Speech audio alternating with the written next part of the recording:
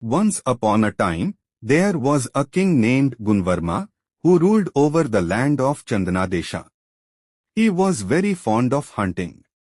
No matter how many royal duties he had, he would set them aside and go hunting at least once a month. As usual, one day Gunvarma set out for a hunt with 4 of his soldiers. They all rode on horseback into the forest. They entered the forest and began their hunt. Suddenly, dark clouds gathered in the sky. A strong wind brought heavy rain, with thunder and lightning. The horses got startled and began running here and there in fear.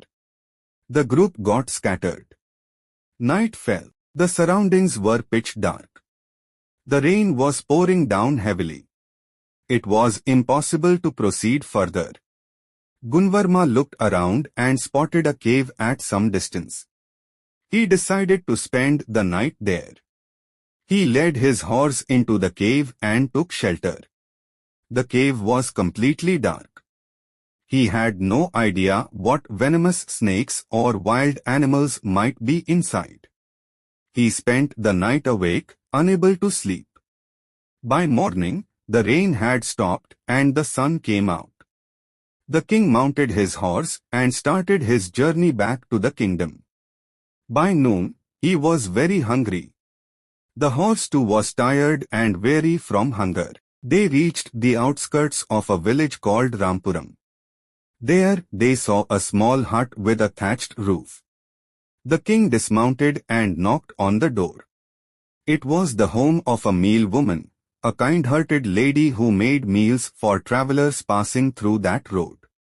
She would serve them food and accept whatever payment they gave, living contentedly that way.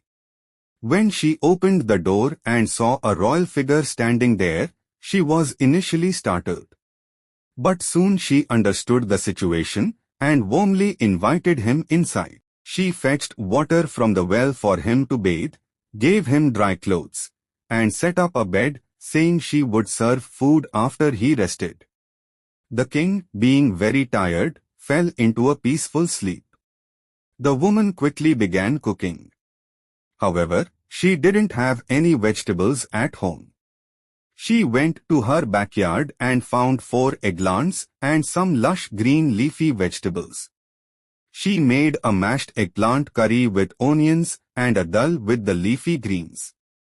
She served the rice with pickles, papad, curry, and dal. The king found the food incredibly delicious. Curious, he asked, "What are these greens?" The woman didn't know the name of the leafy vegetable, as it had just grown in her backyard. Unsure of what to say, she simply called it thotkura. Gunvarma ate with great satisfaction. He was about to gift her his valuable necklace and bracelet. But she humbly said, "No, my king, a king is like a father to his people. I cannot take money from a father for serving food. It is my good fortune to feed you." Impressed by her humility and culture, the king took leave with deep affection and returned to his kingdom.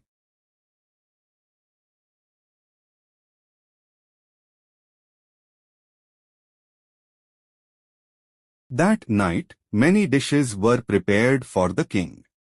But none of them tasted as good as the food made by the meal woman. He kept thinking about her cooking again and again. He wished she could be in the royal palace. The next day, he sent a few soldiers to Rampuram. They respectfully brought the woman to the palace. The king provided her a comfortable home with all facilities. Everything she needed was brought to her doorstep.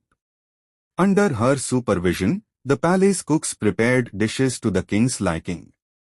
After a few days, the cooks began to cook without needing her instruction. She had no work left to do.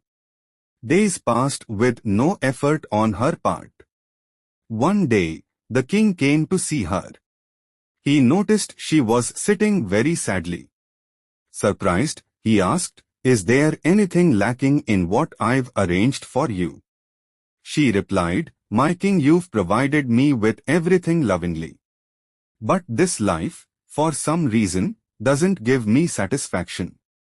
Back in Rampuram, I used to cook daily for many travelers. When they ate heartily and happily, it gave me the joy of a mother feeding her children.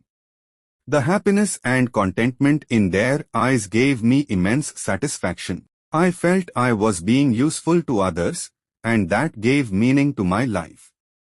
Here, everything is handed to me without effort. But there is no happiness. Depending on others for everything makes me feel sad. I want to live independently and do my work myself. My joy lies in my effort. I don't want pleasures that come without hard work, my king. The king finally understood her mindset.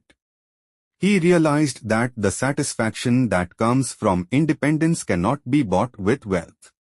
With great affection, he made arrangements for her return to Rampuram.